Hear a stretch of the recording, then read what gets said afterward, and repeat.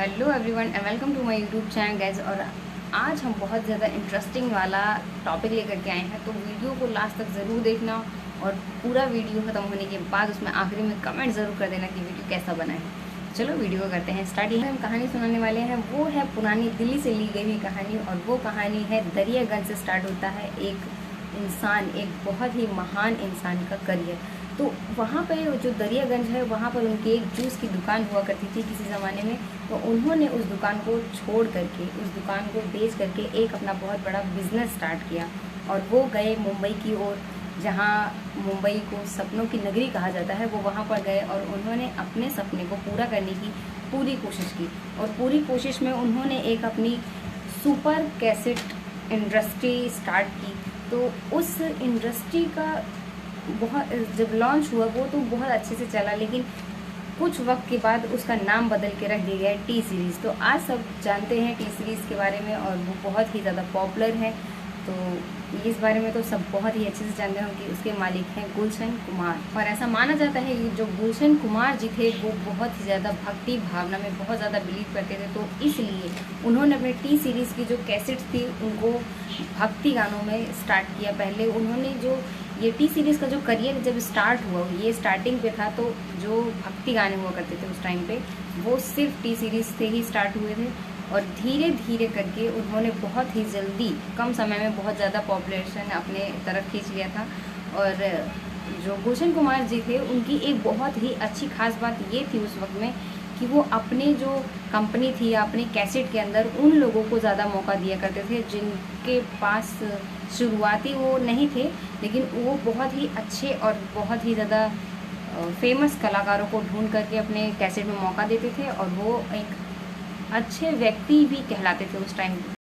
और गुलशन कुमार ये इस बात का बहुत ही ज़्यादा अच्छे से ख्याल रखते थे कि मेरी जो कैसेट्स है वो कितनी ही ज़्यादा बिक रही है या कितना रेट उसका मार्केट में जा रहा है। तो वो बहुत ही ज़्यादा कोशिश करते थे कि जो अन्य कंपनियां थी कैसेट्स की, वो उससे कहीं ज़्यादा डाउन पेमेंट रखते थे अपने कैसेट की, ताकि जो और लोग हैं, जो बहुत ज़्यादा गरीब लोग हैं, वो भी उनकी कैसेट को ले सके और सुन सके गाने।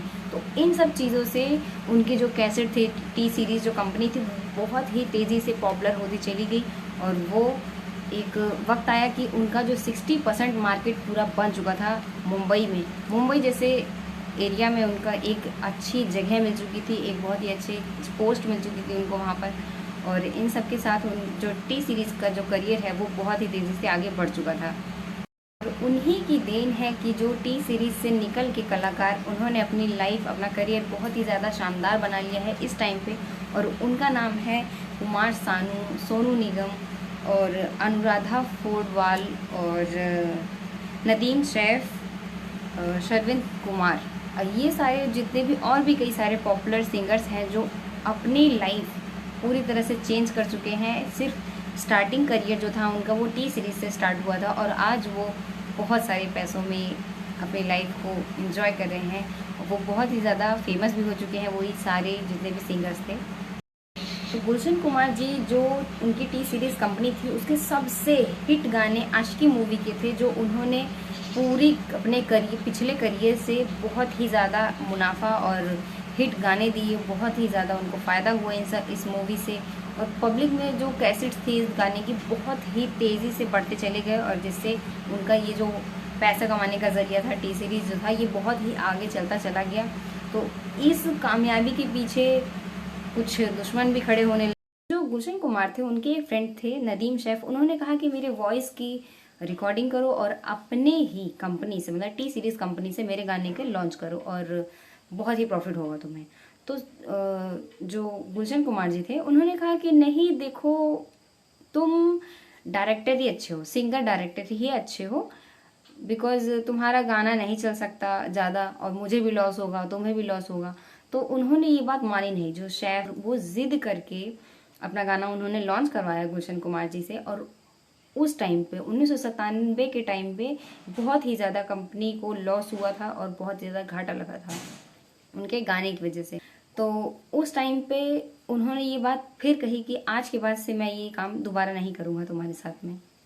इंसिडेंट्स के बाद जो नदीम और शैफ थे, दोनों ही बहुत ही ज़्यादा घनिष्ठ मित्र बन चुके थे, और उनको ऐसा लगा कि जो गुलशन कुमार है वो हमको बॉलीवुड इंडस्ट्री से निकालना चाहते हैं, इसलिए वो ऐसी ऐसी बातें कर रहे हैं, ऐसे लोगों के अंदर जहर घोलने जैसी बातें कर रहे हैं कि हमारा करियर खराब हो जाए। गुलशन कुमार यही चाहते हैं, तो इसलिए उन्होंने कुछ अलग से प्लानिंग की और उनके दुश्मन बन गए। और उस वक्त में जो एक बहुत ही ज़्यादा क्रेज चल रहा था जो है सो गाइस, उस टाइम पे जो माफिया डॉन वगैरह का बहुत ज़्यादा खौफ हुआ करता था मुंबई में। तो वो जैसे वो किसी को भी फ़ोन करके कह देते थे कि हमको इतना पैसा चाहिए, फिरौती दे देते थे जैसे, और अगर वो पैसा नहीं मिलता था तो वो उसका मर्डर करवा देते थे।